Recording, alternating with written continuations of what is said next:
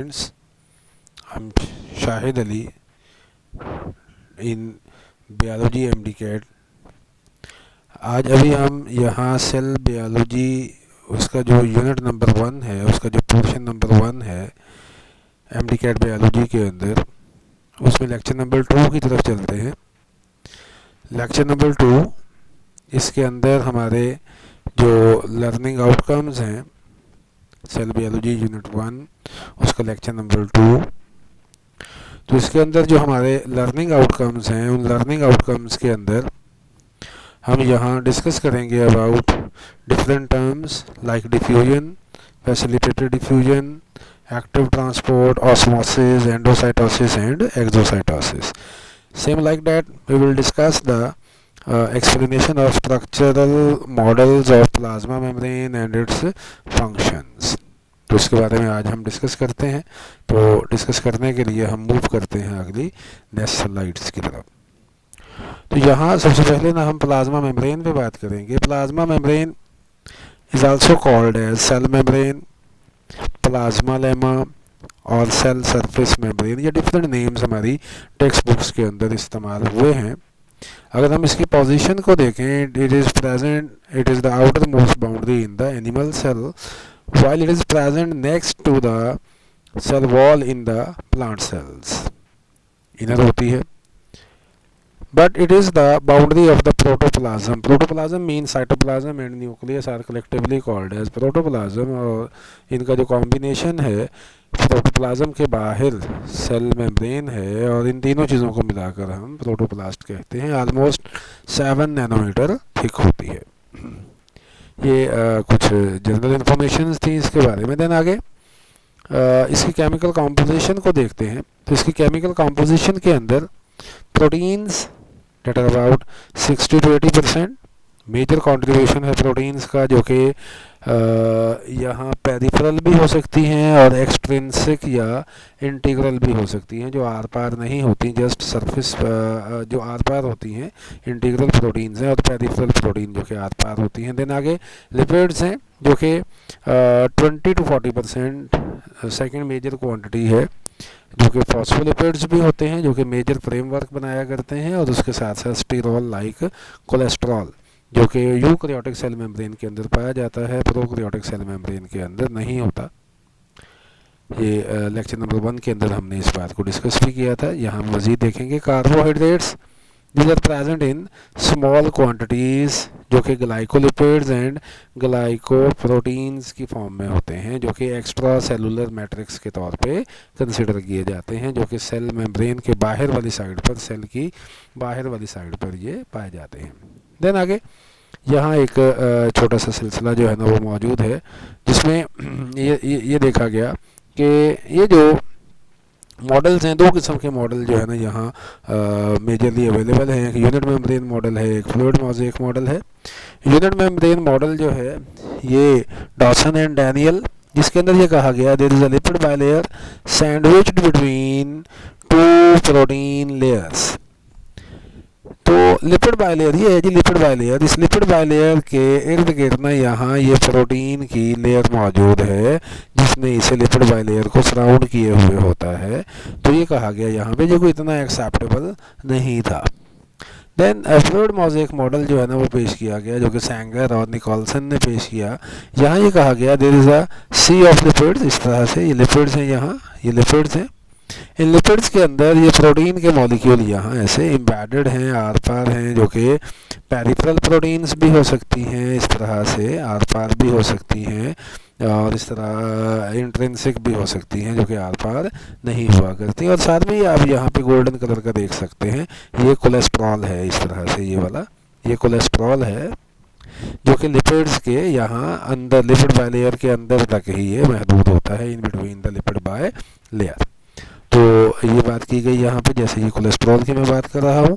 जो कि mechanical stability. और ये जो बाहर आप देख सकते हैं कि यहाँ ये वाली चीज़ जो है ये प्रोटीन्स के साथ लगे हुए कार्बोहाइड्रेट्स हैं और लिपिड्स के साथ लगे हुए कार्बोहाइड्रेट्स हैं। ये प्रोटीन के साथ लगे हुए जो कार्बोहाइड्रेट्स हैं बाहर वाली साइड पे ही होंगे, इन्हें हम कहते हैं ग्लाइकोप्रोटीन्स। और जो लिपिड्स के साथ लगे हुए कार्बोहाइड्रेट्स हैं इन्हें हम कहते हैं ग्लाइकोलिपिड्स। ये बेसिकली एक्स्ट्रा सेलुलर मैट्रिक्स बनवाया करते हैं।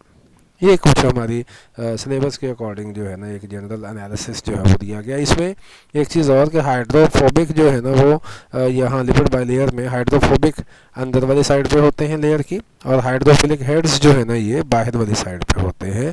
ये सारे हाइड्रोफिलिक हेड्स हैं जो कि बाहर वाली साइड पर मौजूद हैं, जबकि ये जो रीजन है ये वाला, ये सारे का सारा ये हाइड्रोफोबिक टेल रीजन है जो कि अंदर की जानिब बर्ड होता है। तो ये जो हेड्स हैं प्रोटीन के हेड्स, फॉस्फोलिपिड्स के हेड्स, ये वाले इस तरह से ये जो हेड्स यहाँ पर बनाए गए हैं, दीज हेड्स आर बेसिकली ये पैरेलल होते हैं। पैरेलल जो है ना वो सिलसिले के अंदर पाए जाते हैं, एंटी पैरेलल या ऑपोजिट सिनेरियो के अंदर ये नहीं पाए जाते। एक तो ये जनरल परसेप्शन जो है ना वो यहाँ पे हमने देखी स्ट्रक्चरल मॉडल के मुतालिक। तो यहाँ मज़ीद उसी बात को हम मज़ीद एक्सटेंशन में देखते हैं कि hydrophilic ends of the lipid bilayer appear on the surface away from each other, जबकि हाइड्रोफोबिक एंड्स जो हैं वो एक दूसरे की जानिब होते हैं। स्टीरोल्स आर वेज्ड अंदर फंसे हुए होते हैं लिपिड बाइलेयर के। प्लाज्मा मेम्ब्रेन इज़ एसिमेट्रिकल, हर जगह प्लाज्मा मेम्ब्रेन की कॉम्पोजिशन एक जैसी नहीं होती। डिफरेंट रीजन्स पर प्रोटीन्स का डिफरेंट एम्बेडेड सिनेरियो यहाँ पर देखने को मिलता है। तो इसलिए ये एसिमेट्रिकल जो है ना हम इसे कहा करते हैं, that is being the asymmetrical. इसकी एक स्पेशल सिमेट्री जो है ना वो नहीं होती प्लाज्मा मेम्ब्रेन की। लिपिड बाइलेयर है तो उसमें प्रोटीन मॉलिक्यूल्स कहीं पेरिफेरल होगा, कहीं इंट्रिंसिक होगा, डिफरेंट मैनर्स के अंदर, कहीं चैनल प्रोटीन होगी, कहीं कैरियर प्रोटीन होगी। तो डिफरेंट सिनेरियोज यहाँ पर देखने को मिला करते हैं। तो ये बात यहाँ पे सिमेट्रिकल की फॉर्म में बयान की गई।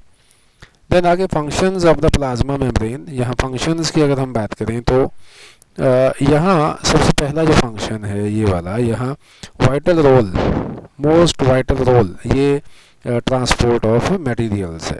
देन बैरियर, रकावट। इस रकावट बनवाने में सबसे अहम किरदार इसी लिपिड बाइलेयर का है जो कि नॉन पोलर है। तो वाज़े तौर पे एक बैरियर खिंच गया, एक रकावट खिंच गई कि पोलर यहाँ से गुजर नहीं सकता। जो नॉन पोलर है वो गुजरेगा, जो स्मॉल है वो गुजरेगा, जो न्यूट्रल है वो गुजरेगा, अदरवाइज़ ये यहाँ से नहीं गुजर सकती बाकी पोलर चीज़ें।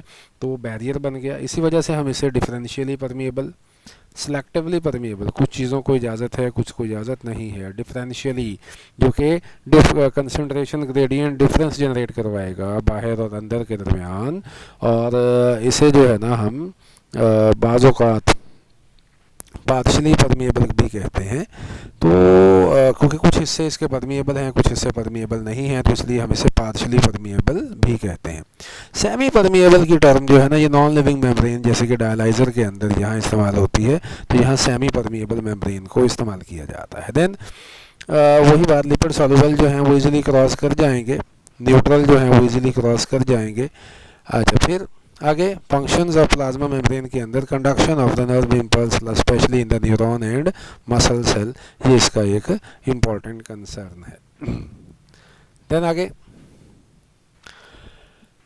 Transport across plasma membrane. तो ये ट्रांसपोर्ट कितनी किस्मों की है, अगर हम यहाँ पे एनालाइज करें इसे, इस ट्रांसपोर्ट को,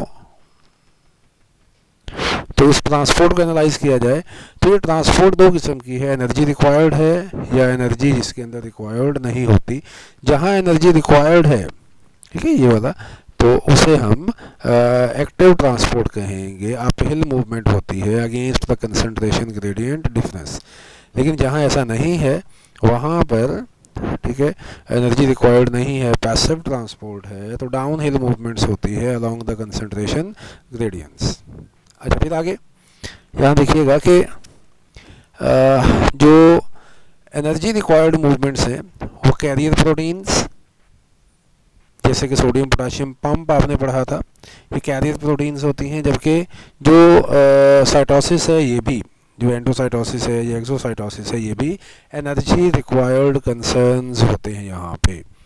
तो साइटोसिस, एंडोसाइटोसिस भी होती है, एक्सोसाइटोसिस भी होती है, जिसमें एंडोसाइटोसिस के अंदर फैगोसाइटोसिस भी है और पिनोसाइटोसिस भी, जिसमें मूवमेंट ऑफ सॉलिड्स हैं, मूवमेंट ऑफ लिक्विड्स हैं, जबकि यहाँ रिमूवल होगा, लेकिन होगा दोनों के अंदर मेम्ब्रेन इन्वेजिनेशन।